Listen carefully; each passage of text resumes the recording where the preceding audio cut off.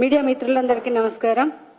ఈరోజు మీడియా సమావేశంలో పార్లమెంటు సభ్యులు మరియు జాతీయ ఓబీసీ మోర్చా అధ్యక్షులు డాక్టర్ కె లక్ష్మణ్ గారు మాట్లాడతారు. వారితో పాటు ఈ సమావేశంలో అధికార ప్రతినిధులు ఎన్వి సుభాష్ గారు, రచనారెడ్డి గారు, రాణి రుద్రమ్మ గారు, సునీతారెడ్డి పాల్గొంటున్నాము. Thank you.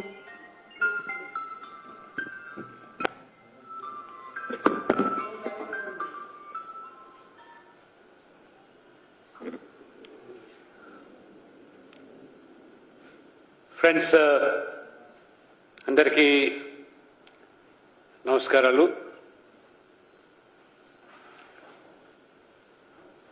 దేశ రాజకీయాల్లో మోదీ గారు చేస్తున్నటువంటి అభివృద్ధి, పేదల సంక్షేమ పథకాల పట్ల ప్రజలు ప్రభావితమై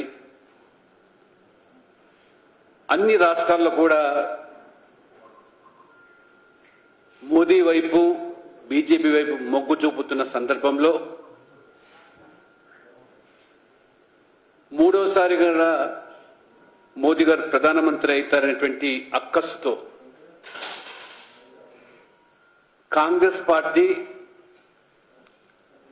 అదే రకంగా కొన్ని ప్రాంతీయ పార్టీలు కలిసి ఒక విపక్ష కూటమిగా, ఇండి అలయన్స్ గా, అది గమండియా గఠబంధన్ గా మేము అభివర్ణిస్తుండేవాళ్ళం. ఒక ఎజెండా లేదు, నీతి లేదు, నియత్ లేదు, నేత కూడా లేడు. మోదీ గారిని నిలవరించాలి, మోదీ గారిని ఓడించాలి, మోడీ గారు ప్రధానమంత్రి కాకూడదు అనేటువంటి ఏకైక ఎజెండా తప్పితే దేశ ప్రజల ప్రయోజనాలు కానీ, పేద వర్గాలు, యువత, మహిళలు, రైతులకు సంబంధించినటువంటి ఎటువంటి ఒక విధానపరమైనటువంటి ఆలోచన లేకుండా ఏర్పాటు చేసిన కూటమి ఈరోజు బీటలు వాడుతూ ఉన్నది. ఎవరికి వాళ్ళుగా చెల్లా చెదరైపోతూ ఉన్నది. మొన్న మమతా బెనర్జీ గారు బెంగాల్లో మాకు కాంగ్రెస్తో ఎటువంటి సంబంధం లేదు, మేము ఒంటరిగా పోతామని. ఆమ్ ఆద్మీ పార్టీ పంజాబ్, ఢిల్లీలో అసలు కాంగ్రెస్ ఎంత, మేమే సొంతంగా పోతామని. ఉత్తరప్రదేశ్లో అతిపెద్ద రాష్ట్రం అఖిలేష్ యాదవ్ అసలు కాంగ్రెస్ కుంది ఏమి, మేము సీట్లు ఇవ్వడానికి అని చెప్పి విల్ గో అలోన్ అని చెప్పి ఆయన కూడా ప్రకటించారు. ఈరోజు నితీష్ కుమార్ గారు ఆ యొక్క కూటమి నుంచి బయటకు వచ్చి ముఖ్యమంత్రిగా రాజీనామా చేశారు. తెలంగాణ ప్రజలు కూడా మీరు గమనించాలి, అవకాశవాద రాజకీయాలు కేవలం వీళ్ళ మోదీ గారు అవినీతిని అరికడతా ఉన్నారు. కుటుంబ పాలనను చరమగీతంతో ఇవాళ ఎక్కడ కూడా ప్రజాస్వామ్యంలో వంశపారపర రాజకీయాలకు చెల్లు చీటి అని చెప్పడము, and more particularly zero tolerance on corruption. Moreover, ఈ appeasement politics, బుజ్జగింపు రాజకీయాలు, మైనారిటీ ఓటు కోసం వారు అవలంబిస్తున్న విధానాలు ఇప్పుడిప్పుడే కనువిప్పవుతున్నాయి. కాంగ్రెస్ పార్టీ వీళ్ళ మోదీ గారు దేశం కోసం, దేశమే నా కుటుంబం అని చెప్పి వారు పనిచేస్తూ ఉంటే, కాంగ్రెస్ పార్టీ కేవలం ఇవాళ నెహ్రూ, గాంధీ కుటుంబ సభ్యుల కోసం పనిచేసే పార్టీగా, అదే రకంగా కొన్ని కుల పార్టీలు, అవినీతి పార్టీలు వాళ్ళ కుటుంబ ప్రయోజనాల కోసం కూటమిగా ఏర్పడితే ఈరోజు తేలిపోతా ఉన్నది. అందుకనే ఇవాళ నరేంద్ర మోడీ గారు ఒకవైపు అభివృద్ధికి ఆ ప్రగతి పరుగులు తీస్తా ఉంటే ఈ పేదల సంక్షేమం పేరు మీద చివరి వ్యక్తి కూడా దళారీ వ్యవస్థ లేకుండా కించిత్తు అవినీతికి తావు లేకుండా ఈ 10 సంవత్సరాల కాలంలోనే 32 లక్షల కోట్ల రూపాయలు పేదల బ్యాంక్ ఖాతాలకు నేరుగా వారు చేరిస్తే దానికి తోడు ఇవాళ సామాజిక న్యాయం పేరు మీద సబ్కా సాత్ సబ్కా వికాస్ అని అన్ని వర్గాల ప్రజల కోసం irrespective of caste, creed, reason, religion, language అందరికీ సమన్యాయం అని చెప్పి వారు బీజేపీ అధికారంలో ఉన్నప్పుడు ఏ రకంగా వారు చేసే సేవలను వారి త్యాగాలను గుర్తించి ఆనాడు అంబేద్కర్ గారి నుంచి మొదలుకుంటే ప్రణబ్ ముఖర్జీ నిన్నటికి నిన్న బీహార్లో ఒక సోషలిస్ట్ నాయకుడిగా ఒక నాయి బ్రాహ్మణ సమాజానికి సంబంధించిన వ్యక్తి 2 పర్యాలు బీహార్కు ముఖ్యమంత్రిగా వారు అణగారిన ప్రజలకు న్యాయం అందించేదానికి తీసుకున్న మరి నిర్ణయాల పట్ల కాంగ్రెస్ కానీ గత ప్రభుత్వాలు కానీ పూర్తిగా విస్మరిస్తే భారతరత్న అవార్డు ఇచ్చి గౌరవించింది మోదీ గారి ప్రభుత్వం. అందుకనే నితీష్ కుమార్ గారు కూడా ఇవాళ కర్పూరి ఠాకూర్కు భారతరత్న ఇవ్వడం వల్ల బీహార్ ప్రజలే కాదు దేశవ్యాప్తంగా కూడా ప్రజలు మోదీ గారు తీసుకుంటున్న నిర్ణయాల పట్ల ప్రభావం చూపుతా ఉన్నది. దానితో ఇటీవల ఒక చరిత్రాత్మకమైన నిర్ణయం, రాముడు జన్మించిన అయోధ్యలో భవ్యమైన రామ మందిర నిర్మాణం కావడమే కాకుండా ఆ బాలరాముడి యొక్క విగ్రహ ప్రతిష్ట వారు నిష్ఠతో 11 రోజులు దీక్ష చేపట్టి 140 కోట్ల ప్రజల ప్రతినిధిగా ప్రధానమంత్రిలో పూజలో పాల్గొంటే ప్రపంచమంతా కూడా అబ్బురపోయింది. ప్రపంచమంతా కూడా ఒక పండుగ వాతావరణం జరుపుకున్నటువంటి ఆ వేడుకను కాంగ్రెస్ పార్టీ కేవలం ఓట్ల కోసం, మైనార్టీల బుజ్జగింపు చర్యల కోసం వారు తిరస్కరిస్తే ఈరోజు ప్రజలు ఆ పార్టీని తిరస్కరించే పరిస్థితి రావడం వల్ల ఇవాళ కొత్త కాదు కాంగ్రెస్ పార్టీ. ఆనాడు స్వాతంత్ర తర్వాత గుజరాత్లో సోమనాథ్ ఆలయం పునర్నిర్మాణం కోసం ఆ బానిస భవజాల నుంచి ఆనాడు మరి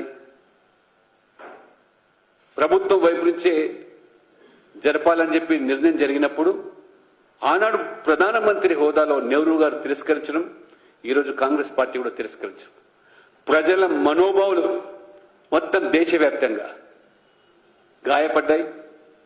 అందుకని ఇవాళ కాంగ్రెస్ కు ఒక ఎజెండా లేకుండా ఇవాళ మోదీ గారు చేస్తున్న అభివృద్ధిని జీర్ణించుకోలేక ఏర్పడిన కూటమి ఇవాళ బీటలు వారిపోతుంది. కాబట్టి ఇవాళ తాజాగా బీహార్లోని పరిణామాలు.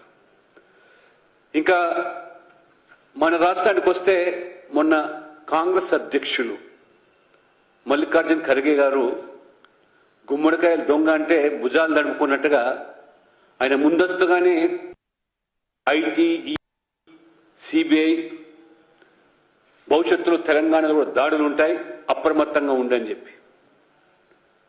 ఈ తప్పు చేయకుంటే ఎందుకు భయపడాల్సిన అవసరం ఉంది? మనం చూశారు మీరు జార్ఖండ్లో కాంగ్రెస్ యొక్క రాజ్యసభ సభ్యుడు 350 కోట్ల నగదు. అందుకనే కాంగ్రెస్ అంటే అవినీతి, అవినీతి అంటేనే కాంగ్రెస్, ఈ 2 పర్యాయ పదాలు. కాబట్టి ముందస్తుగానే ఇవాళ మల్లికార్జున్ ఖర్గే గారు దాడులు ఉంటే అని చెప్పడం అంటే ఎక్కడ చేసినటువంటి దొంగతనాలు బయటపడతాయని ఇవాళ కూడా తెలంగాణ ప్రజలు ఒకసారి ఆలోచన చేయాలి. మొన్నటి వరకు కాంగ్రెస్ కర్ణాటకలో ఉచితాల పేరు మీద, గ్యారంటీల పేరు మీద ప్రజలను నమ్మించి ఇవాళ 8 మాసాలు కూడా గడవలేదు. ఇవాళ తీవ్ర వ్యతిరేకత ప్రజల్లో.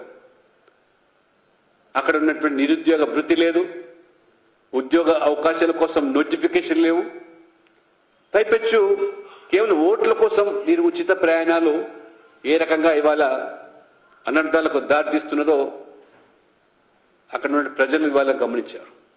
ఆ రోజు కూడా మేము చెప్పాము, ఇవాళ దేశమంతా కూడా కాంగ్రెస్ విడిచిపెట్టకపోతా ఉంటే కర్ణాటక గెలిపిస్తే కర్ణాటక ఇది కేవలం కాంగ్రెస్ పార్టీ ఏటీఎంగా మారుతుందని చెప్పితే మనం చూసారు ఎన్నికల్లో వరదల ఏ రకంగా డబ్బు ప్రవాహం కర్ణాటక నుంచి తెలంగాణ ఎన్నికలకు కాంగ్రెస్ వెచ్చించిందో, మరి ఢిల్లీ నుంచి హైకమాండ్ బెంగళూరుకి ఏ రకంగా మకాం మార్చిందో డివికే శివకుమార్ నేతృత్వంలో తెలంగాణ ప్రజలు గమనించారు.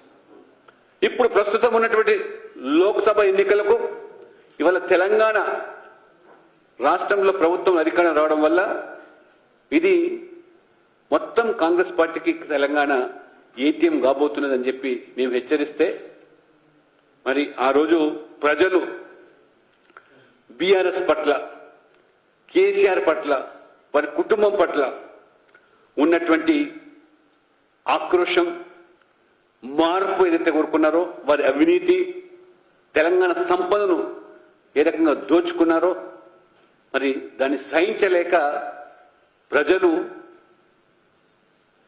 బీఆర్ఎస్ ను ఓడిస్తే కాంగ్రెస్ లాభపడింది. అది కాంగ్రెస్ విజయం కాదు. అది బై డిఫాల్ట్ ఇవాళ కాంగ్రెస్ అధికారంలోకి వచ్చింది. మరి ఇదే కాంగ్రెస్ పార్టీ అధికారంలోకి వస్తే ఈ టీఆర్ఎస్ యొక్క అవినీతి సొమ్మునంతా కూడా కక్కిస్తాం, మరి వేల లక్షల కోట్లు తెలంగాణ సొమ్మును దోచుకున్నారు, దాన్ని వెలికితీస్తామని చెప్పినటువంటి ఈ కాంగ్రెస్ నాయకులు మరి దాదాపు 50 రోజుల పైన ఈ ప్రభుత్వం అధికారంలోకి వచ్చింది. కాళేశ్వరం మరి ఆ యొక్క ప్రాజెక్టు మీద జరిగినటువంటి అవినీతిని, దోపిడీని ఎన్నికల ముందు రేవంత్ రెడ్డి గారు స్వయంగా సిబిఐ ఎంక్వైరీ చేసి విచారణ జరిపించి పూర్తి స్థాయిగా ఆ మెక్కిన సొమ్మంతా కక్కించి తెలంగాణ ప్రజలకు పంచుతామన్నారు. కానీ ఇవాళ వాళ్ళు గొంతుకలు మూగబోతున్నాయి. సిబిఐ విచారణ కాదు, ఇవాళ జ్యుడిషియల్ ఎంక్వైరీ అని, ముఖ్యమంత్రి ఏమో మొత్తం కాళేశ్వరం ప్రాజెక్టు మీద విచారణ అంటారు. సంబంధించిన ఇరిగేషన్ మంత్రి మాత్రం మేడిగడ్డ బీటెల్వారి బ్యారేజ్ గురించే విచారణ జరపాలంటారు. ఏ ఒక్క అధికారులైతే ఆనాడు ఈ అవినీతికి మూల కారణమైనటువంటి ప్రముఖమైన ఇంజనీర్లు వాళ్ళే వీరికి పూర్తిగా అవగతం చేస్తున్నారు, పవర్ పాయింట్ ప్రజెంటేషన్ ఇస్తున్నారు. తెలంగాణ ప్రజలు మీరు గమనించాలి, ఆలోచన చేయాలి. ఎందుకు ఇవాళ మెతక వైఖరి అవలంబిస్తున్నారు? ఇవాళ బీఆర్ఎస్ తో మరి ఆ ప్రలోభ గురవుతున్నారా? బీఆర్ఎస్ లొంగ తీసుకోవడానికి మీ హెచ్చరికలు మాత్రమేనా?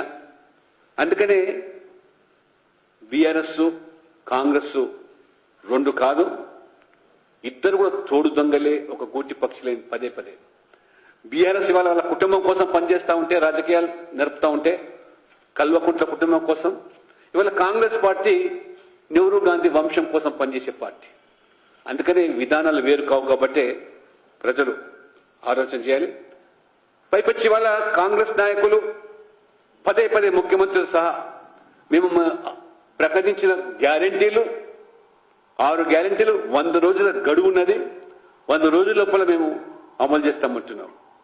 ఇవాళ ఉచిత మహిళ ఒక గ్యారంటీ కాదు, అది గ్యారంటీలో ఒక భాగం మాత్రమే మీరు అమలు చేస్తున్నారు తప్పితే ఆ రకంగా 140 పైగా ఇచ్చిన హామీలు ఈ 6 గ్యారంటీలో పొందుపరిచారు. అందులో 2-3 అమలు చేసి మేము అమలు చేస్తున్నామని చెప్పి జబ్బలు తెరుచుకోవడం కాదు. ఇవాళ పార్లమెంట్ ఎన్నికల షెడ్యూల్ ముసుగులో మీరు తప్పించుకునే ప్రయత్నాలు చేస్తున్నారనేది తెలంగాణ ప్రజలు గమనించాలి. 100 రోజులు లోపల గడువు ఉందని చెప్పి 100 రోజుల లోపల షెడ్యూల్ వస్తే ఎన్నికల కోడ్ కాబట్టి అమలు చేయలేకపోయిన నెపాన్ని మరి అవకాశంగా ఆసరగా తీసుకొని తప్పించుకునే ప్రయత్నం చేస్తే తెలంగాణ ప్రజలు మీరు నమ్మి మోసపోకండి. కర్ణాటకలో బహిర్గతమైంది, హిమాచల్ ప్రదేశ్లో మీ గ్యారెంటీలన్నీ కూడా తేలిపోయినాయి. అందుకని రాజస్థాన్లో ప్రజలు అవకాశం ఇచ్చి ప్రభుత్వానికి రాహుల్ గాంధీ కాంగ్రెస్ గెలిస్తే ఆ రోజు కూడా 100 రోజులప్పనే రైతులు రుణమాఫీ అన్నాడు. దగా చేశారు, మోసాలు చేశారు కాబట్టే ఇవాళ రాజస్థాన్లో కాంగ్రెస్ పార్టీకి కర్రు గాల్చి వాత పెట్టారు. హిమాచల్ ఎదురు చూస్తున్నారు, కర్ణాటక ఎదురు చూస్తున్నారు.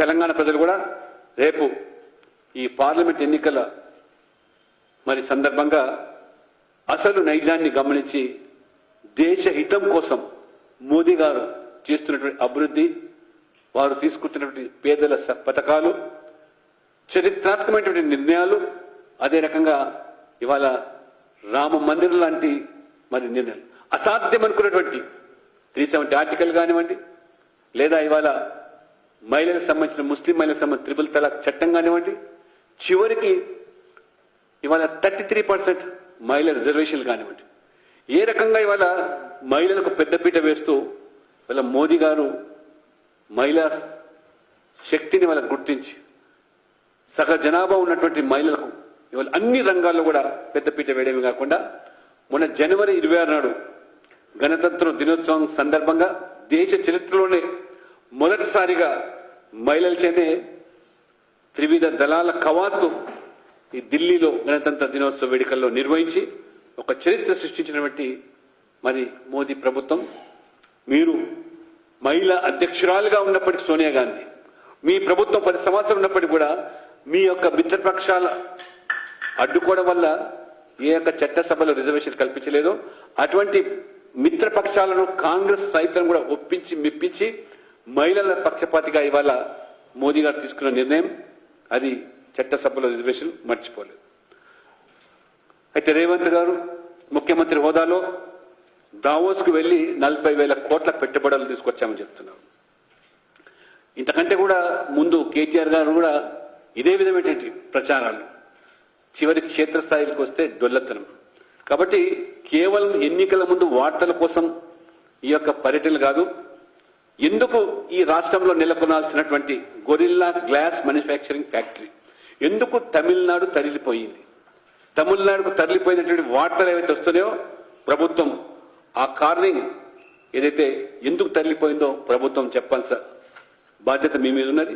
కాబట్టి ఈరోజు మీరు చూస్తూ ఉన్నారు, కేవలం తెలంగాణ సంపదను తెలంగాణ మరి ఏ రకంగా దోచుకోవడానికి ఇవాళ మీరు ప్రయత్నాలు చేస్తున్నారో, రాజీవ్ గాంధీ చేపట్టిన భారత్ జోడో న్యాయయాత్ర కూడా తెలంగాణ బస్సు మరి కొనుగోలు చేసే పరిస్థితి వచ్చిందంటే రేపు పార్లమెంట్ ఎన్నికల్లో ఎన్ని వేల కోట్లు మరి ఈరోజు ఈ ప్రభుత్వం తెలంగాణ సంపదను కొల్లగొట్టడానికి ప్రయత్నాలు చేస్తున్నారో అప్రమత్తంగా ఉండాలి. అదే రకంగా కేటీఆర్ గారు కూడా మరి ఆ ఓటమి డిప్రెషన్లో వారు చేసేటువంటి వ్యాఖ్యలు బీజేపీ కాంగ్రెస్ ఒకటేనని ఈ రకంగా మతి భ్రమించినట్టుగా మాట్లాడుతున్నారు. ఆ ఓటమిని తట్టుకోలేక ఇవాళ కాంగ్రెస్ ను వంశపారపర రాజకీయాన్ని, కాంగ్రెస్ విధానాలను, కాంగ్రెస్ అవినీతిని ఎదుర్కొనే పార్టీ బీజేపీ మాత్రమే విషయాన్ని ప్రజలు దేశమంతా గమనించి ఆదరిస్తూ ఉంటే మీరు ఇవాళ ఆ ఓటమి మరి డిప్రెషన్లో ఏం మాట్లాడుతారో మీకు తెలియకుండా మాట్లాడుతారు.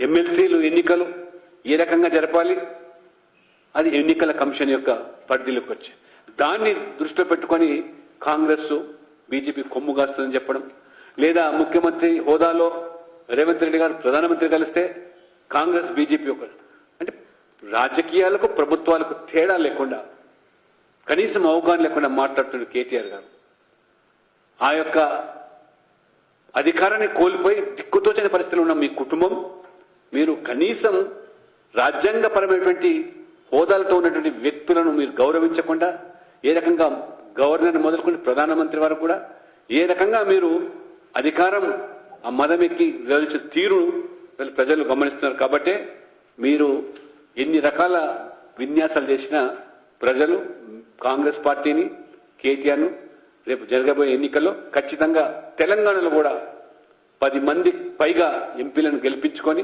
30% ఓటు సాధించే లక్ష్యంతోనే ఖచ్చితంగా మేము ఈ తెలంగాణలో కూడా మరి ప్రజలు మార్పు కోరుకుంటారు. మొత్తం దేశమంతా కూడా ఇవాళ మోదీ గారి అభివృద్ధి ఎజెండా, పేదల సంక్షేమంతో పాటు రామమయం ఇది ప్రభావితం చేస్తుంది. కాబట్టి ఆ కూటమిలో ఉన్నటువంటి పార్టీలకు కూడా ఇప్పుడిప్పుడే వారు గమనిస్తున్నారు, కనువిప్పు అవుతుంది. కాబట్టి తేలుకుంటున్నారు. మోదీ వైపు కూడా ఇవాళ మొగ్గు చూపే ప్రజలకు అనుగుణంగా ఈ పార్టీలు కూడా నడుచుకునే ప్రయత్నం వస్తుంది. కాబట్టి చివరిగా నేను ఇంతకుముందు చెప్పినట్టుగా భారత రత్న కానివ్వండి, పద్మ అవార్డులు కానివ్వండి, ఇవాళ ఎవరి ప్రమేయం లేకుండా ఈ యొక్క సమాజంలో వారు చేసే సేవలను గుర్తించి మన తెలుగు తేజాలకు కూడా పద్మ విభూషణ్ కానివ్వండి, పద్మశ్రీలు కానివ్వండి, ఏ రకంగా మరి మోదీ ప్రభుత్వం వివరిస్తుందో, చివరికి ఆనాడు గాంధీ కుటుంబానికి తప్పితే మీరు ఎవరికి కూడా ఆ రోజు గౌరవం కానీ గుర్తింపునివ్వలేదు. చివరికి తెలంగాణ తెలుగు మరి బహుభాషా కోవిదిగా పేరుగాంచిన పివి నరసింహారావు సైతం కూడా ఏ రకంగా మీరు అవమానించారో కాంగ్రెస్ పార్టీ, తెలంగాణ ప్రజలు, తెలుగు ప్రజలు మర్చిపోలేదని చెప్పి కూడా రాబో రోజుల్లో పార్లమెంట్ ఎన్నికల్లో తెలుగు ప్రజలు తప్పకుండా మోదీ గారి ప్రభుత్వానికి చేయూతనిచ్చి ఎన్నికల్లో సమర్థించి ఈ భారతదేశాన్ని అభివృద్ధి చెందిన దేశంగా తీర్చిదిద్దడానికి తెలంగాణ ప్రజలు కూడా మరి తమ వంతు బాధ్యతను, కర్తవ్యాన్ని నిర్వహించి పెద్ద ఎత్తున పార్లమెంట్ సభ్యులను గెలిపించి మోదీ గారి ప్రభుత్వంలో డబుల్ ఇంజిన్ సర్కార్ ద్వారా భవిష్యత్తులో తెలంగాణ కూడా యూపీ మాదిరిగా, గుజరాత్ మాదిరిగా, మిగతా రాష్ట్రాల మాదిరిగా ఏ రకంగా ప్రగతి వైపు దూసుకుపోతుందానికి మరి తెలంగాణ కూడా దోహదపడాలని చెప్పి కోరుకుంటూ మీ అందరికీ ధన్యవాదాలు.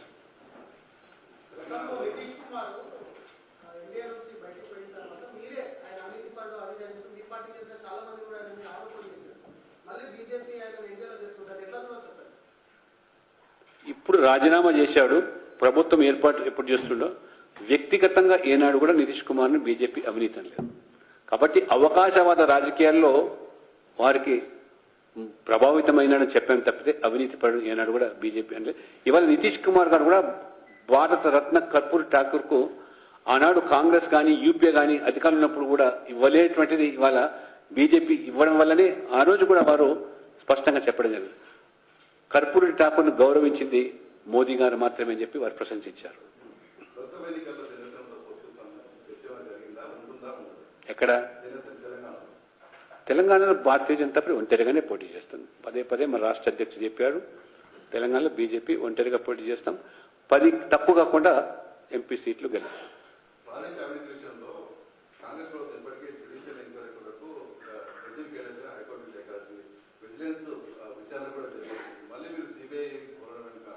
సిబిఐ ఎంక్వైరీ అడిగింది ఆ రోజు రేవంత్ రెడ్డి గారు బహిరంగ సభలో కూడా సిబిఐ ఎంక్వైరీ చేసి మీరు మొత్తం అవినీతి బట్టబయలు చేస్తామన్నారు. మరి ఎందుకు ఇవాళ మంత్రి గారేమో మేడిగడ్డ బ్యారేజ్ వరకు విచారణ అంటారు, ముఖ్యమంత్రి మాత్రం కాళేశ్వరం విచారణ అంటారు. అంటే ఎందుకు మళ్ళీ మీరు మరి ఈ కూని రాగాలు తీస్తున్నారు, ఎందుకు మితక వైఖరి అవలంబిస్తున్నారు, ప్రజలు దయచేసి అర్థం చేసుకోగలుగుతున్నారు. కాబట్టే ఖచ్చితంగా మరి కాళేశ్వరం మీద సిబిఐ ఎంక్వైరీ జరగాలని ప్రభుత్వం కోరుకుంటే తప్పకుండా ఆ సంస్థతో దర్యాప్తు చేయించడానికి మా వంతు బాధ్యత కూడా మేము నిర్వహిస్తాం.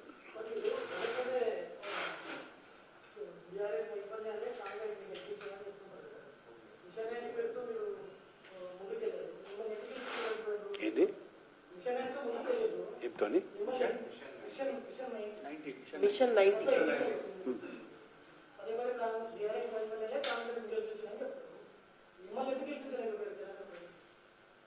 తెలంగాణ ప్రజలు భారతీయ జనతా పార్టీ ఇవాళ ఈ రాష్ట్రంలో అన్ని పార్టీల కంటే కూడా ఇవాళ మా ఓట్ల శాతాన్ని, సీట్ల సంఖ్యను పెంచుకున్నాం. ప్రజలు బై డిఫాల్ట్ ఇవాళ కాంగ్రెస్ ని గెలిపించారు, కానీ కాంగ్రెస్ బలపడింది లేదు, కాంగ్రెస్ సాధించి విజయం కాదు అని ఇవాళ తేలిపోతా ఉన్నది. రేపు పార్లమెంట్ ఎన్నికల్లో మీకు స్పష్టమైపోతుంది. ఇవాళ రేపు తెలంగాణలో భవిష్యత్తు భారతీయ జనతా పార్టీని మాత్రమే. బీఆర్ఎస్ కనుమరుగు కావడం ఖాయం. కాంగ్రెస్ దేశంలో ఎక్కడ లేని కాంగ్రెస్ పార్టీ తెలంగాణలో నిలబడుతుందని చెప్పి కూడా మరి ఎవరు కూడా పెద్దగా ఆశించాల్సిన అవసరం లేదు. ముచ్చటగా 3 రాష్ట్రాల్లో ఉన్నది, అది కూడా మరి మిట్టుకు మిట్టుకుమంటూ కర్ణాటకలో కానీ హిమాచల్లో కానీ ప్రజలు ఇప్పటికే తిరగబడుతున్నారు. కాబట్టి పార్లమెంట్ ఎన్నికల వరకు కాంగ్రెస్ పరిస్థితి ఏందో ప్రజలకు పూర్తిగా అర్థం చేసుకోగలుగుతుంది. ఇప్పుడిప్పుడే 2 నెలల్లో చెప్పిన దానికి చేసేదానికి పొంతన లేదనే విషయాన్ని కూడా ప్రజలు అర్థం చేసుకుంటున్నారు.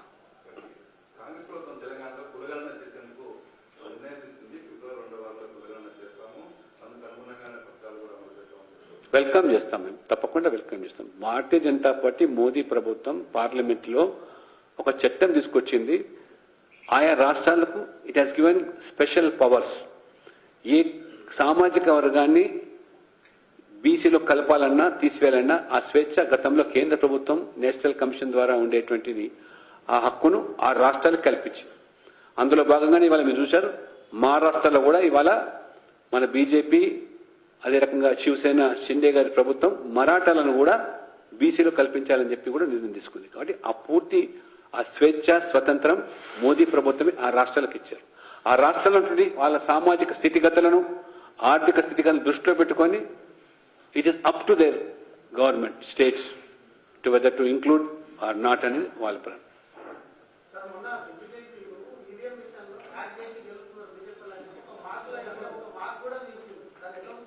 మరి తెలంగాణలో అట్లనే గెలిచిన దిగువ చేసే ఒప్పుకుంటే ఈవీఎం ద్వారా దాని మీద చర్చ చేద్దాం. కాంగ్రెస్ గెలిస్తే ఈవీఎం కరెక్ట్, కాంగ్రెస్ ఓడిపోతే ఈవీఎంలో ఏదో మాయ చేసారు, బీజేపీ చేసి ట్యాంపరింగ్ చేసి